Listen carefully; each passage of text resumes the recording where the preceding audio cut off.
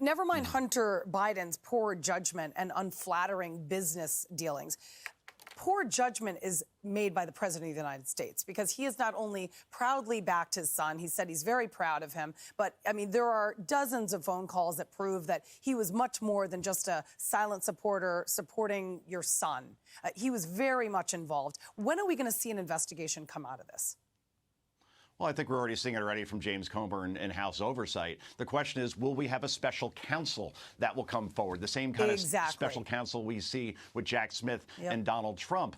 You have to think at some point that could happen, except there's a Department of Justice that's run by Merrick Garland, who serves as Joe Biden's wingman, the same way Eric Holder served as Barack Obama's wingman when he was running the Department of Justice. So we will see, but at some point, the dam is going to break on this if it's not already breaking. And this now becomes the two stories of the 2024 election, Julie. That's the shame of all this. We're not going to be talking about issues like inflation and wages and the border and education and crime and foreign policy as it pertains to the war in Ukraine, or in terms of our stance towards China. It will be about Donald Trump's legal problems. The media will make sure of that, and Joe Biden's legal problems. I'll leave you with this poll that just came out. 1/3, this is according to YouGov, 1/3 of American voters now see Joe Biden as honest and trustworthy. That is something that he ran on in 2020, that he was going to restore honesty and normalcy to the White House. He can't run on that anymore because most Americans say, nope, you can't take the higher moral ground here because we see right through this.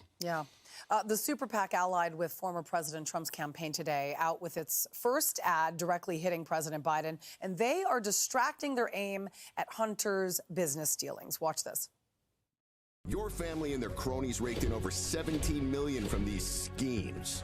And you, Joe, went from being one of the poorest in Congress to a millionaire in the White House. Come on, Joe. All this a coincidence or corruption? This ad starts airing today. How do you think this is going to pan out?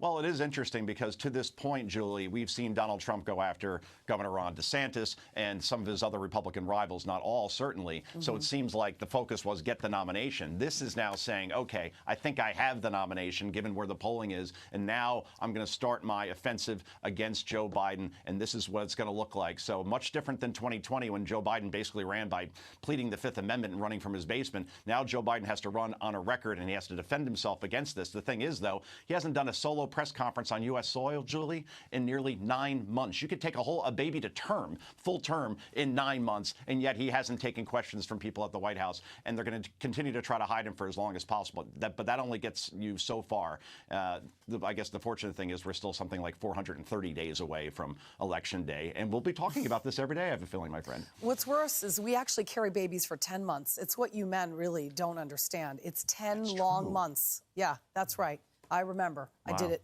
for 30 months, essentially. All right, Joe Concha, great to see you.